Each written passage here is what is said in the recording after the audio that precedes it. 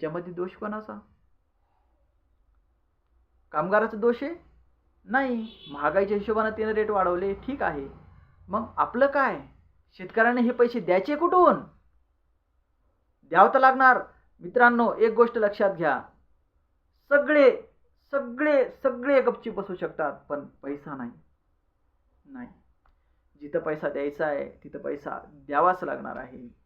पैशाचं सोंग घेता येत नाही, सगळे सोंग घेता येतात असं म्हणतात. म्हणून माझ्या शेतकऱ्यांना, बऱ्याच शेतकऱ्यांनी पैशासाठी स्वतःचं जीवन गमावलं, पैशासाठी स्वतः वाटेल ते करायला आज ते तयार आहेत. पण मित्रांनो, थोडंसं मी आता गव्हर्नमेंटकडे वळेल. तर माझं मायबाप सरकार यांना विनंती आहे की महागाईच्या